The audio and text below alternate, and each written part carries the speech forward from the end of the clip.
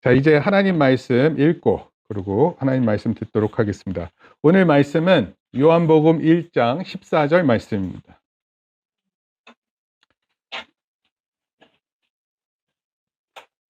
성경 말씀 한 절이기 때문에요.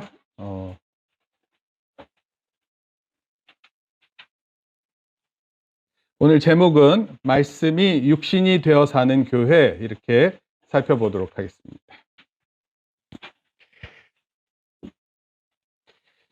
요한복음 1장 14절 말씀입니다. 한 절 말씀이에요. 우리 같이 읽습니다. 시작.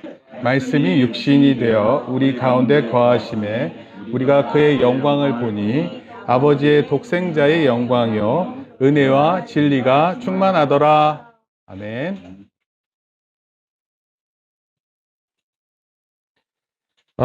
2024년 첫 설교입니다.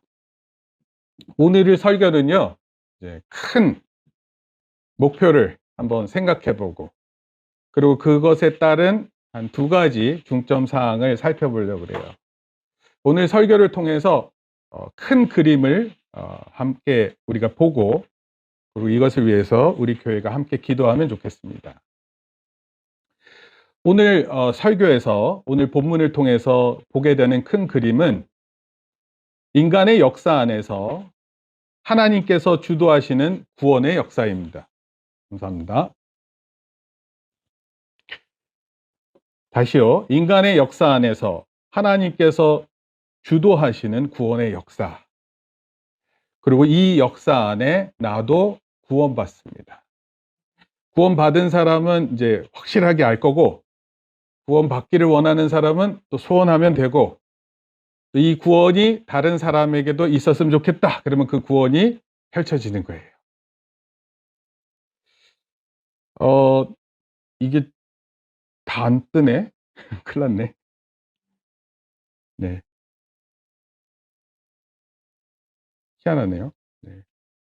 제가 쓴 내용이 있는데, 학교에서는요, 인간 중심의 역사를 가르쳐요. 인간 중심의 역사. 그런데 성경은 하나님 중심의 역사를 말합니다. 그래서 우리 사회에서 말하고, 또 우리 학교에서 말하고, 또 우리 직장에서도 사람들 사는 이야기가 중심이 되다 보니까 하나님 중심의 역사가 잘 안 보일 때가 있습니다. 그런데요, 인간이 인간을 구원하는 역사도 있어요. 사람이 사람을 살리고 사람이 사람을 구원하는 그런 일이 있지만, 그러나 하나님께서 구원하시는 역사는요, 위대한 내용으로 가득합니다.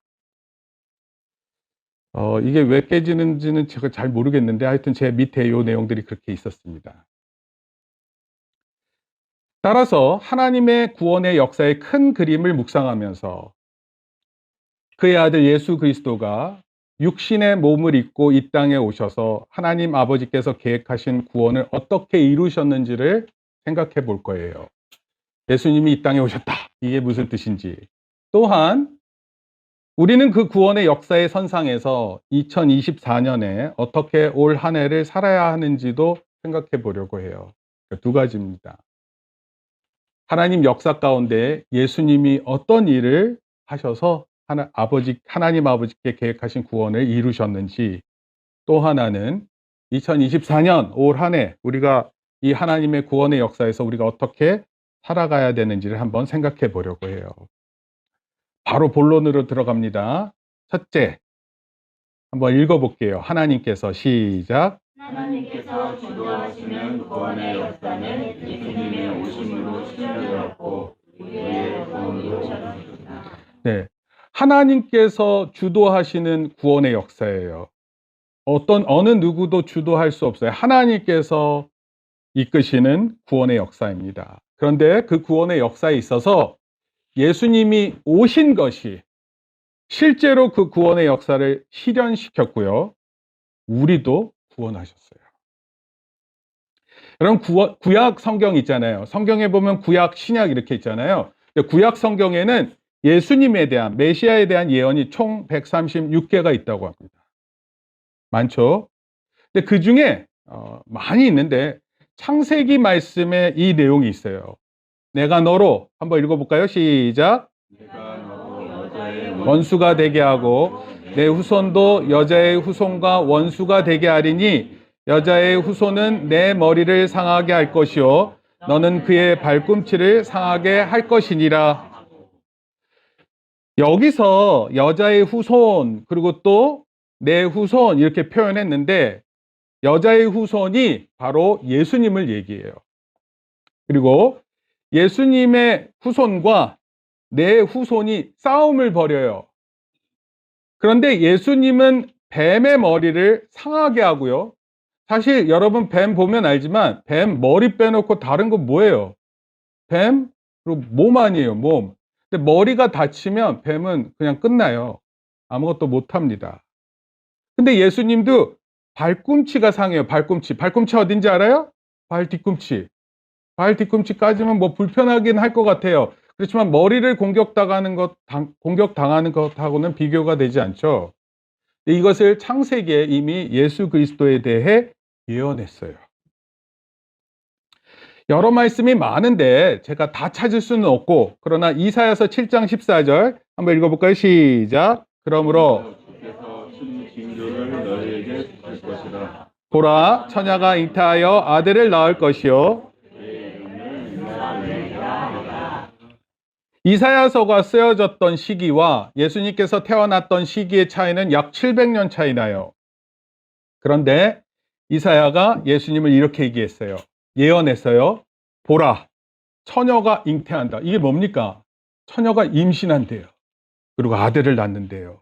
근데 그 아들의 이름을 임마누엘이라 부른다 그랬어요. 임마누엘은 하나님이 우리와 함께 하신다 이런 뜻이에요. 이사야서 9장 6절에는 예수 그리스도를 예언하는데 어떻게 예언했냐면 따라합시다. 전능하신 시작. 전능하신 하나님이라 영존하시는 아버지라 평강의 왕이라. 그 앞에 기묘라 모사라 이런 표현도 있었어요.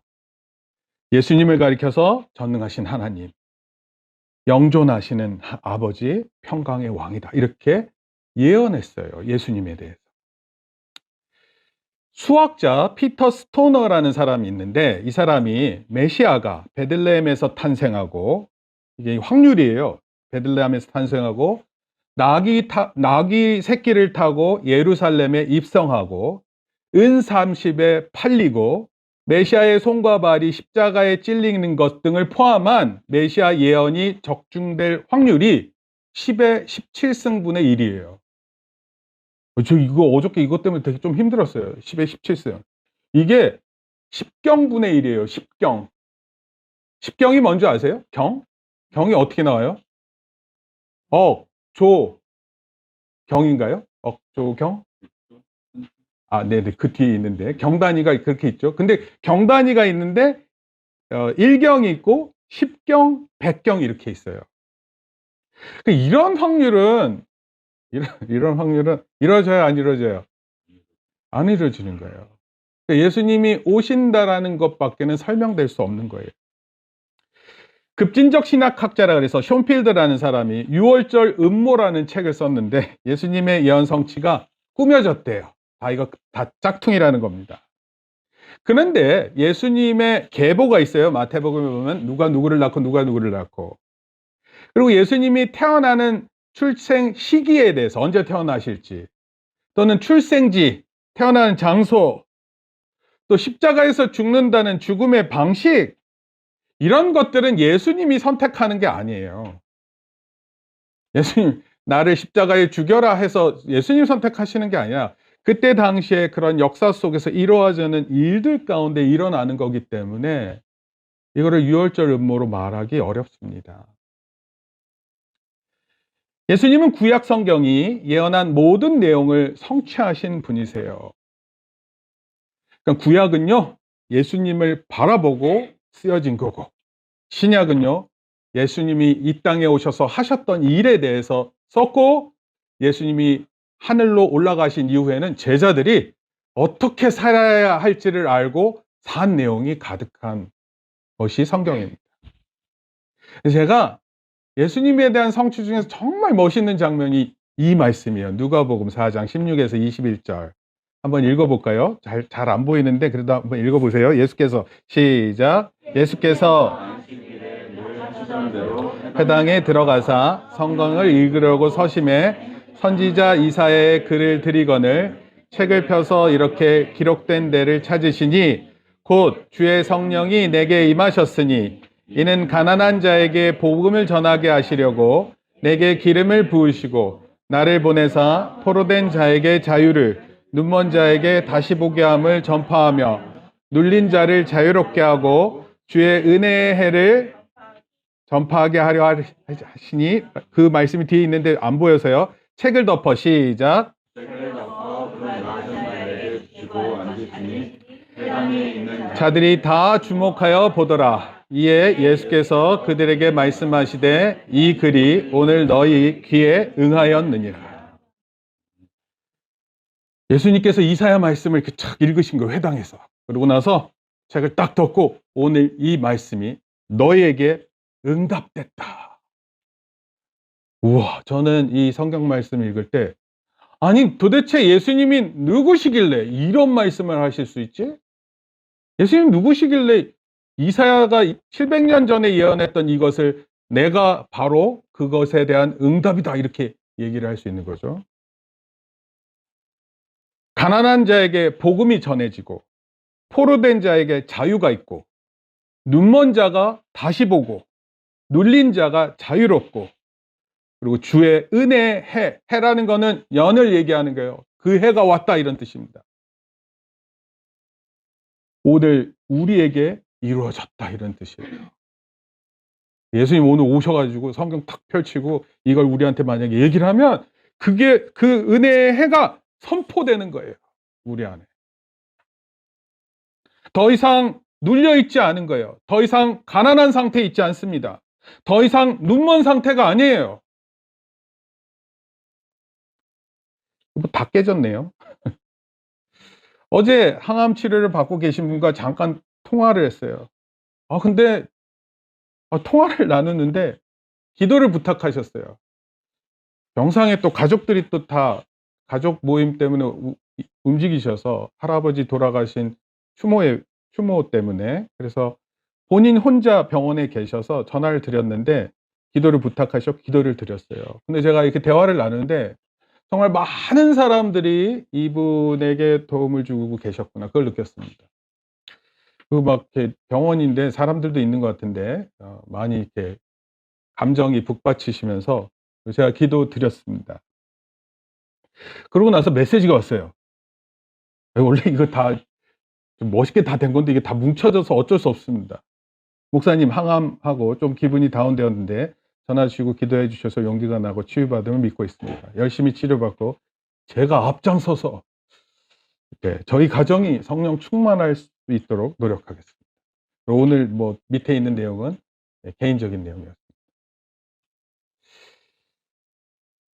여러분, 사람들이 언제 복음을 받고 언제 변화되고 이거 잘 몰라요. 모릅니다. 그런데 우리는 이렇게 계속 누군가를 옆에서 기도하고 또 돕고 누군가는 이런 하나님의 은혜의 해를 간절히 기다리는 것 같아요.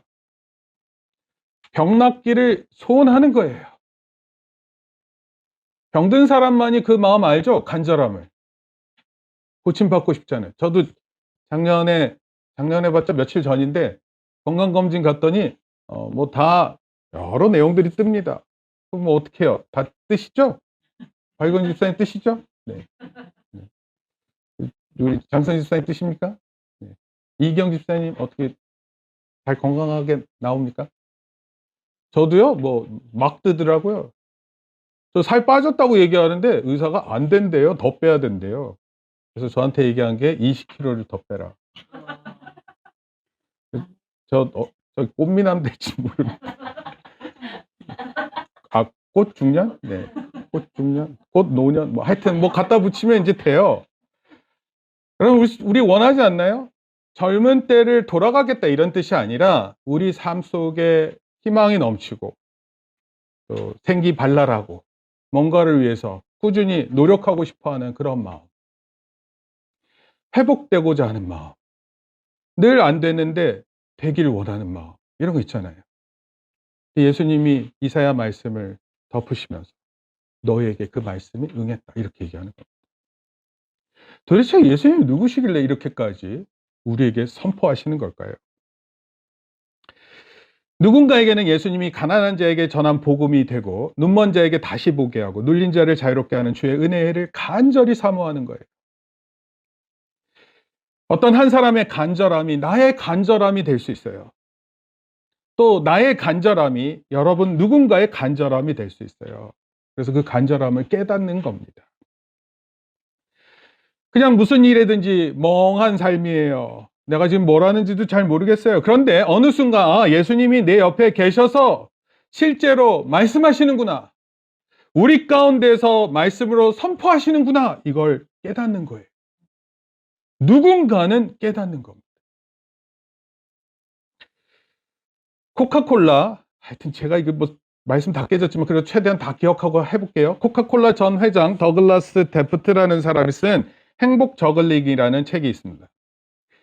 여기에서 이 코카콜라 전 회장 데프트라는 사람이 저글링을 인생의 5가지 일을 저글링으로 얘기했어요. 여러분 저글링 알죠? 공 이렇게 던져서 하는 거. 일, 친구, 가족, 건강, 영혼 이렇게 비유했어요. 이것을 5개를 던지다 보면 이게 어느 게 하나가 떨어질 때가 있는 거예요. 그런데 일 또는 달리 말하면 공부예요. 아이들한테는, 학생들한테는. 근데 이런 것은 일하고 공부는 이게 곰으로 만들어져 가지고 떨어지면 다시 튀어오를 수 있어요. 근데 나머지 4개의 공은 유리로 만들어졌대요. 그래서 떨어지는 순간 깨진다는 겁니다. 여러분 우리 삶 속에서 깨지는 경험을 반드시 합니다. 친구와의 관계가 깨지는 거 순식간이에요. 가족들하고 관계도 깨집니다. 건강 깨져요. 심지어 영혼이 깨질 수도 있어요. 자기 자신이 못 믿고요. 자기 자신의 행동도 못 믿고 생각도 못 믿고 그런데 자기 자신만 알고 있어요. 여러분 우리 인생의 저글링에서 어느 하나가 깨지게 될 때 구원하시는 하나님을 바라봐야 돼요.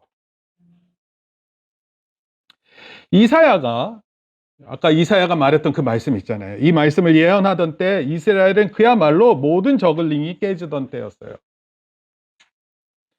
매주 안식일이 있었어요. 근데 쉴 수가 없었습니다. 여러분 갇힌 자, 포로, 노예한테 자유가 있어요? 없습니다. 쉬어도 쉬는 것이 아니에요.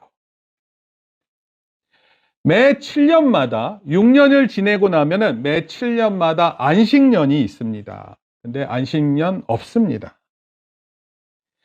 안식년이 7번 지나가게 되면 49년 아니에요. 77은 49. 그리고 49년 뒤에 50년을 희년이라고 얘기해요. 희년. 이 희년은 뭐냐면요. 여러분 성경 잘 읽어보면 희년은 정말 놀라운 날입니다. 이 희년이 기쁠 희자를 썼어요. 영어로는 주빌리 그래요. 주빌리. 내가 31 바스킨 로빈스 가면은 31 그 체리 주빌레 알아요? 제가 제일 잘 먹는 건데 체리 딱 먹으면 이렇게 돼요. 체리 주빌리. 네. 원래 주빌리라는 뜻이 그렇게 좋다는 뜻입니다. 여러분도 여러분 좋아하는 음식 먹으면 좋아하잖아요. 그렇지 않아요? 우지 딱 좋아하는 닭다리 그 딱 뜯을 때 이렇게 하지 않아요? 음식 먹을 때? 진짜 마라탕 왜 먹는지 모르겠어요. 하지만 마라탕 좋아하는 사람 되게 좋아해요. 근데 어찌됐건 기쁜 순간이 오는 건데 희년의 50년의 희년은 무엇을 하냐면 그때는 모든 빚이 다 청산돼요. 내가 빚져 있던 모든 것들이 다 청산됩니다. 노예였으면 노예였던 그 신분도 다 회복되는 놀라운 일이에요. 적어도 50년 만에는 그의 인생 가운데 놀라운 일이 경험되는 거예요. 한 사람에게 한 번쯤은 말도 안 되는 기쁜 날이 온다 이런 뜻이에요. 이런 날이 없어요. 이사야가 그 예수 그리스도에 대해서 말할 때 그런 일이 전혀 없었습니다. 하나님이 원하시는 참된 회복이 일어나지 않았어요. 근데 그때 예수님을 예언해요. 여러분 이게 무슨 뜻일까요? 아무것도 일어나지 않는데 예수님을 예언한다. 여러분 예수님이 오셔야만 성취되는 일이기 때문에 그렇습니다. 그리고 예수님을 통해서 이 말씀이 이루어졌어요. 예수님을 통해서 오늘도 이루어져요. 그리고 앞으로도 이루어질 것입니다. 아까 하나님 구원하시는 큰 그림이 있다고 얘기했죠? 그 그림을 우리가 이해해야 돼요.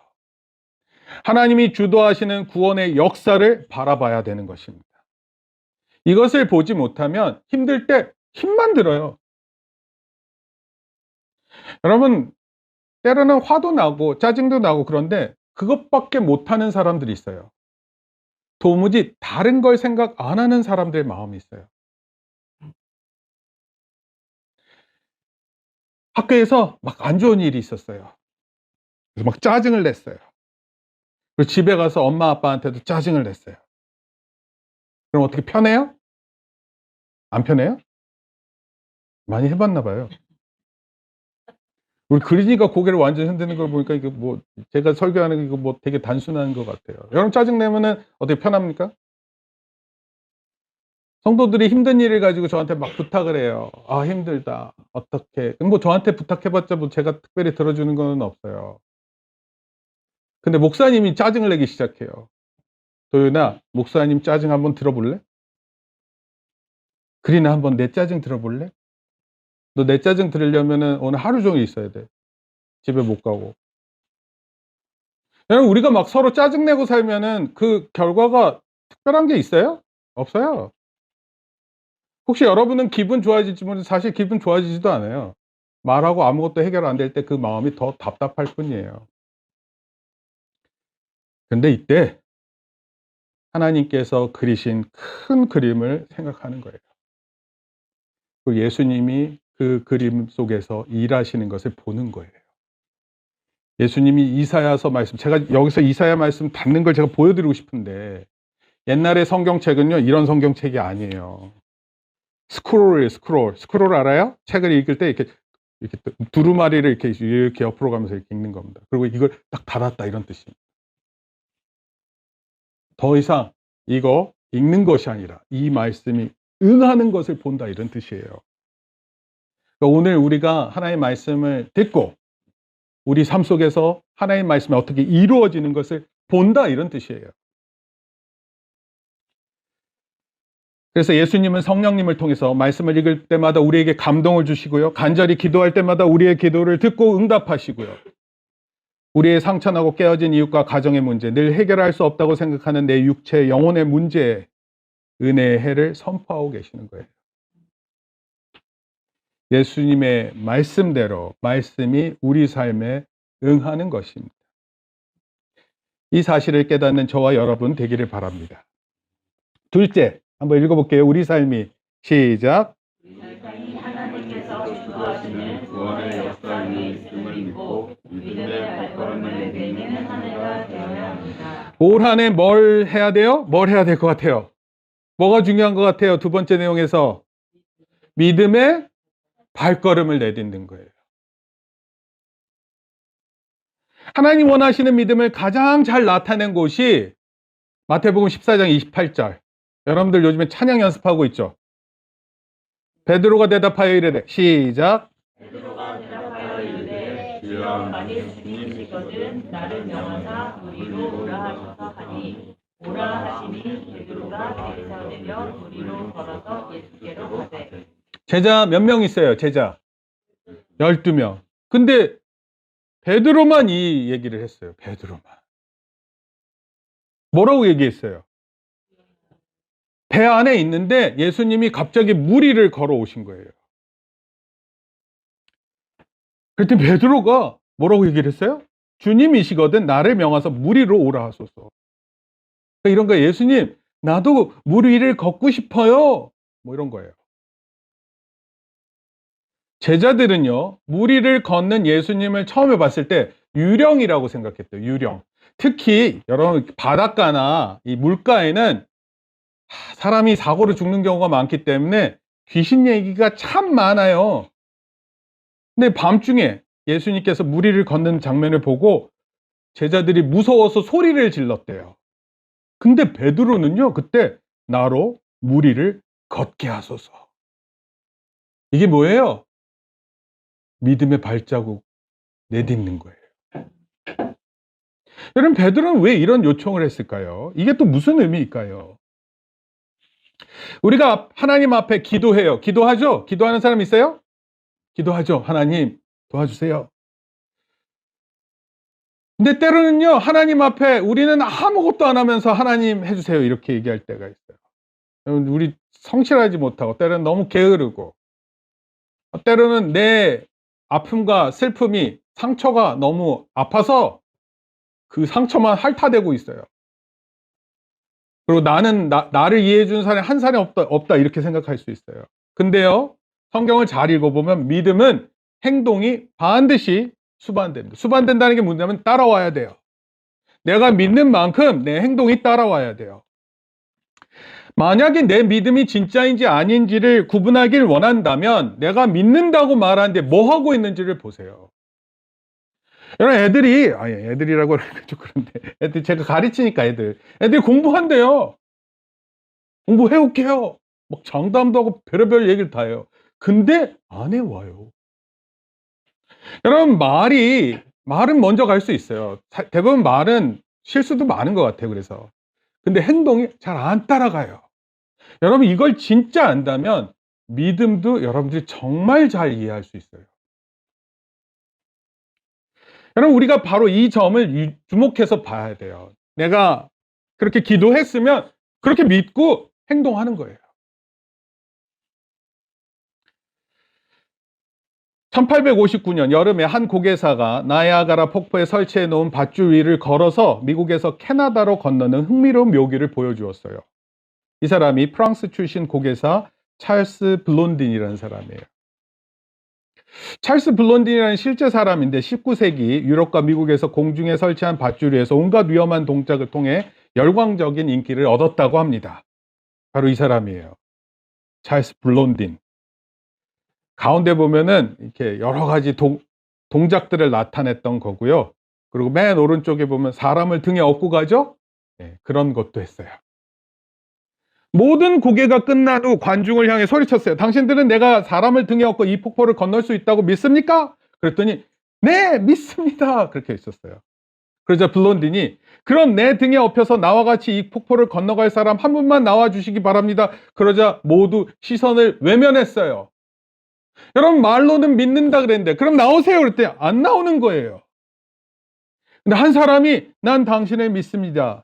기꺼이 당신 등에 업혀서 이 폭포를 지나가겠습니다.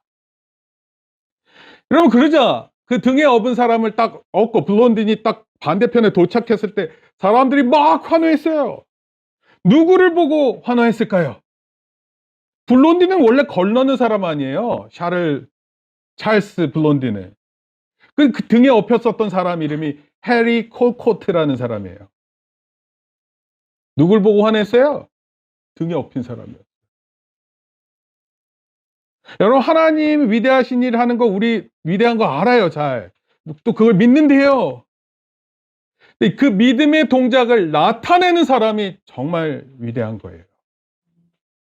하나님 말씀을 듣는 상태로 끝나면 그게 끝이에요, 거기서 선이. 근데 뭐라도 조금 해보는 동작이 있으면 신앙은 시작되는 거고 신앙은 잘하는 거예요.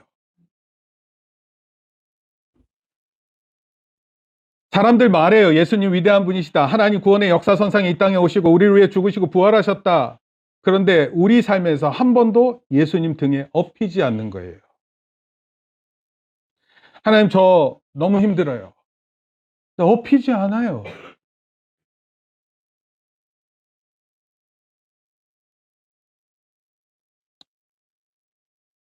베드로가 했었던 그 행동이 믿음의 행동인 것이었어요. 이것이 제가 정말 전하려고 하는 말씀이 육신이 되어 사는 교회의 핵심입니다. 말씀이 내 안에서 실현되는 거예요. 영어로 성육신, 이제 말씀이 육신이 됐다. 이것을 성육신이라는데 이거를 incarnate 이렇게 표현합니다. incarnate. 명사로는 incarnation. 육체를 입다 이런 뜻이에요. 근데 우리가 꿈이 이루어진다 이 표현 있잖아요. 꿈이 이루어진다. 이걸 my dreams come true 이렇게 표현하잖아요. 또는 realize 이런 표현합니다. 또는 materialize 이렇게 표현. material이 물질이라는 뜻인데 물질화되다 이런 뜻입니다. 여러분 실현시키는 거예요. 그 일을. 내가 반드시 그 의지를 가지고 내가 그 일을 반드시 해내겠다 마음을 먹는 겁니다. 여러분 내 일인데 누가 옆에서 도와주나요? 무슨 일이죠 그게? 도움을 받을 수는 있어요. 그러나 정작 해야 하는 사람은 나예요. 나. 내가 믿음의 발걸음을 내딛는 거예요. 그럴 때 우리의 믿음이 현실화되는 거예요. 말씀이 육신이 되는 거예요. 누군가에는 이 믿음의 실현이 너무 다가오는 말이에요. 또 너무 그렇게 됐으면 좋겠는 거예요. 병이 낫기를 바라는 사람에게 있어서 여러분 치료의 의미는 정말 남다른 거예요. 의사 선생님이 말 한마디 해주는 게 너무 귀중하게 들리는 거예요. 병 낫기를 바라고 내가 가진 문제가 온전히 해결되고 아니 어떤 경우 내가 해오된 방식이 틀렸다라는 걸 깨닫는 것도 참 중요한 거예요. 이전에 해오지 않던 방식들을 받아들이고 이를 통해서 우리 신앙의 전환점이 되는 거예요. 머물다가는 큰일 나는 거예요. 머물다가는. 하나님은 그 누구보다도 여러분들이 신앙에 있어서 확실한 전환을 이루고 하나님을 믿는 믿음의 결과가 무엇인지를 보기를 원하시는 거예요. 여러분 믿으면 하나님의 영광을 보리라 그랬잖아요. 안 믿으면 아무것도 없는 거예요. 결론적으로 말씀드릴게요. 2024년 비전이 있고 또 교회에 3대 비전이 있어요. 여러분들 가셔서 주보 보시면서 같이 기도해 주세요. 교회를 사이즈로 합니까? 아니에요. 교회가 무슨 사이즈로 해요. 큰 교회 왔다 갔다 하는 사람들 얼마나 많은지 몰라요. 그거 중요하지 않아요. 작은 교회 나오는 거 저는 참 미안하게 생각해요. 작은 교회 기죽지 마세요. 작은 교회 왜 기죽습니까? 그럴 수 없어요. 저는 제가 지난 12월부터 마음을 단단히 준비하고 있었어요. 그리고 저 스스로 계속 얘기했어요. 뭐라고 얘기한 줄 알아요? 2024년은 나의 해다. 한번 따라해 보세요. 2024년은 나의 해다. 목사님의 해예요. 여러분들이 고백하지 않는 이상 여러분들의 해는 아니에요. 저는 그렇게 믿어요. 반드시 뭐 한 개라도 꼭 실현시킬 거예요. 세 가지 제가 교회 비전 말씀드릴 양육하고 선교하자. 우리에게 맡겨진 영혼들 있잖아요. 옆에들 애들도 있고 어른도 있고 또 우리 다음 세대 키워야 되지 않습니까? 우리만 잘 되면 뭐예요? 우리가 뭐 그래서 믿었다고 쳐요. 또 믿음의 결과도 있었다고 그래요. 그게 뭐 그렇게 대단합니까? 우리 아이들 키워야죠. 신앙의 문제 뭐 따로 경험하잖아요. 아이들 또 아이들대로 또 경험해야 되지 않습니까? 저는 자꾸 얘기하면 나 때는 말이야 이 말밖에 안 되잖아요. 우리 아이들은 우리 아이들 때 또 새로운 모습이 있어야 되는 거예요. 손정웅이라는 아버지가 있으니까 손흥민이 있는 거예요. 손정웅이 손흥민보다 공 잘 찹니까? 아니에요. 그런 분명한 아버지가 있으니까 아들이 그렇게 크는 거예요. 하린아 너 나중에 아버지 돼서 그렇게 키워야 돼. 하린이 아들 누구라고 할까? 하린이 아들 그린이라고 할까? 그럴 수는 없잖아. 너무 충격적일 것 같은데 그린아 하는데 동생이 대답해. 교회에 대해서 뭐 아무리 좋은 일을 해도요. 교회 한번 잘못하잖아요. 그러면 교회 다 욕먹습니다. 뭐 그런 거 상관하지 마세요. 왜냐하면 우리가 선한 이웃이 되고자 하는 마음을 먹는다면 그렇게 하면 되는 거예요. 예수님께서 그 비유, 선한 사마리아 비유 보여주셨잖아요. 우리나라에도 선한 사마리아법 뭐 이런 거 있잖아요.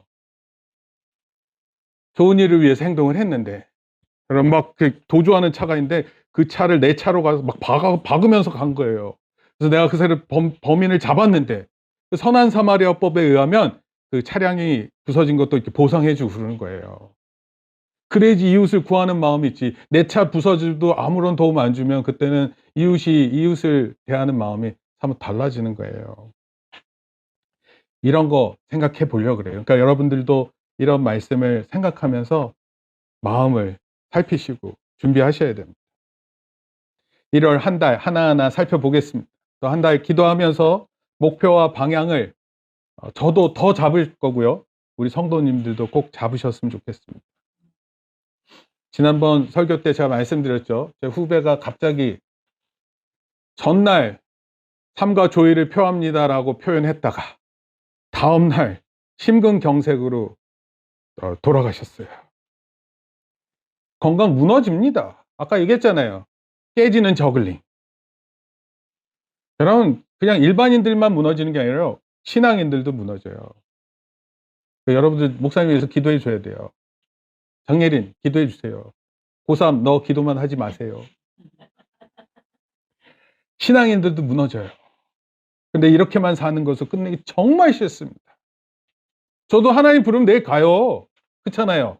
정말 그렇게 가기 싫어요. 그러니까 아니 하나님 부르시면 가는 건데 근데 아무것도 없이 무너지는 건 너무 싫습니다. 40, 50 정신 차리면 20, 30 정신 차릴 것 같고 우리 10대 아이들, 우리 자라나는 아이들 이 아이들 볼 때 미래가 밝고 또 신앙의 결과가 너무 크기를 소원해요. 우리가 먼저 변화의 주체가 돼야 되고 신앙의 믿음의 발자취를 한번 내딛는 모습을 보이고 또 그것을 토대로 해서 많은 사람들이 이렇게 점점 더 확산되어 가는 그런 참된 교회의 모습이 되기를 축복합니다. 네. 이 시간 같이 한번 기도하겠습니다. 주님 감사합니다. 우리에게 귀한 한 해를 주시고 또 새로운 마음 주시고 무엇보다도 하나님의 큰 구원의 역사의 그림을 보게 하시며 또 우리가 그렇게 구원받았고 또 우리 삶 속에서 또 무엇을 해야 될지 깨닫게 하시니 감사를 드립니다. 주의 교회를 통해 하나님 영광 받아 주시옵소서. 나의 가장 작은 자리에서 믿음의 발자국을 내딛는 믿음의 발자국을 내딛는 놀라운 성도들의 삶이 되게 붙들어 주시옵소서. 하나님 반드시 믿고 행하는 삶이 올 한 해 펼쳐질 수 있도록 주여 붙들어 주시옵소서. 새로운 학년으로 올라갑니다. 또 새로운 학교로 올라갑니다. 이런 모든 과정들에 있는 우리 아이들을 붙들어 주시고 주의 사랑 가운데 함께 하시며 놀라운 은총으로 동행하여 주시옵소서. 감사를 드리며 예수님의 이름으로 기도합니다. 아멘. 이제는 우리 주 예수 그리스도의 은혜와 하나님 아버지의 크신 사랑과 성령님의 감화, 감동, 교통하심이 육신이 이제 말씀이 육신이 되었던 것처럼 우리 삶 속에 올 한 해 하나님의 놀라운 말씀이 우리 안에 실현되기를 소망하고 돌아가는 모든 성도들 머리 위에 이제로부터 영원토록 함께 있을지어다.